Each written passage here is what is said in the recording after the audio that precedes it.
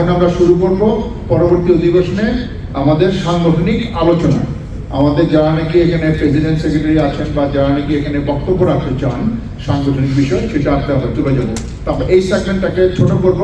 আপাতত যদি কারো প্রশ্ন থাকে অনলাইন মেম্বারশিপ রেজিস্ট্রেশনের ব্যাপারে, সেই প্রশ্ন আপনারা করবেন, আমাদের খোকন ভাই উত্তর দেবে এবং গিয়াস ভাই এখানে সহযোগিতা করবে। আমি আছি, যতটুকু পারি আমরা আপনাদের প্রশ্নের উত্তর দিব এবং এটাকে শেষ করবো। ধন্যবাদ।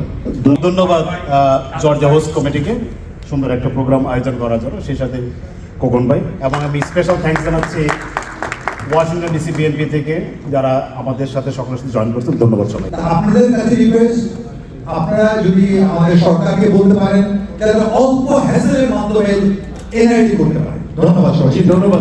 আমাদের দলের কোনো প্ল্যান আছে কিনা যে এদেরকে এভাবে কানেক্টেড করার জন্য? মানে আমাদের এই যে বিশ্ববিদ্যালয়গুলো যারা ছাত্রদল করে আসছে তারাও আমরা অনেকে ওইভাবে সবার সাথে কানেক্টেড হইতে পারতেছি কিনা, বা দল থেকে এই বিশ্ববিদ্যালয়গুলো কানেক্টেড করলে আমাদের এই কার্যক্রমগুলো সহজ হইতো এই জন্য যে প্রত্যেকটা ইউনিটের সভাপতি সেক্রেটারি বা বিএনপির এরা যদি বিশ্ববিদ্যালয়ের ছাত্রদল বা ইভেন্টের যারা আছে তাদেরকে অ্যাক্টিভ করতে পারতো, তাইলে কাজগুলো আরো মানে জনমত গড়ে তোলা, কাজ করে দেওয়া সহজ হতো। কারণ ছাত্ররা তাদের ফ্রি সময়গুলোতে যারা দলকে ভালোবাসে কাজ করতে চায়, এই এদের কানেক্ট করার জন্য আমাদের দলের কি ভূমিকা হতে পারে? ধন্যবাদ সবাইকে।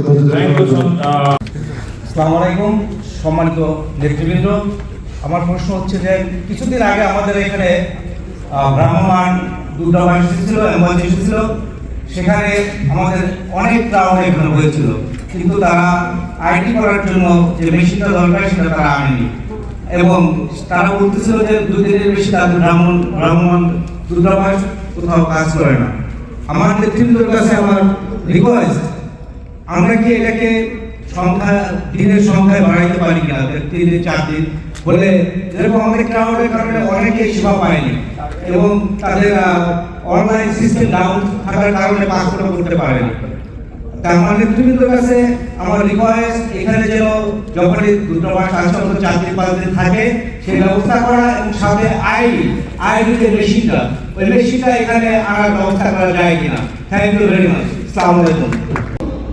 উত্তর আমেরিকা বিএনপির 2 দিনব্যাপী কর্মশালা গত শনিবার শুরু হয়ে আজ রবিবার অত্যন্ত আনন্দঘন এবং উৎসমুখর পরিবেশের মধ্য দিয়ে সুসম্পন্ন হয়েছে।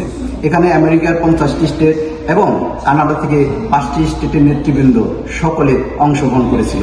প্রত্যেকটি নেতাকর্মী তাদের বক্তব্যের মধ্যে একটা কথাই প্রকাশ পেয়েছে, তারা বিগত সরকারের স্বৈরাচার আমলে যেভাবে দলের পাশে থেকে দলকে ঐক্যবদ্ধ করে কাজ করে গিয়েছে, তারা আগামী দিনেও দলকে সুসংগঠিত করার জন্য এবং ঐক্যবদ্ধ করার জন্য তারা সকলে একে অপরের সাথে কাঁধে কাঁধ মিলিয়ে কাজ করে যাবে।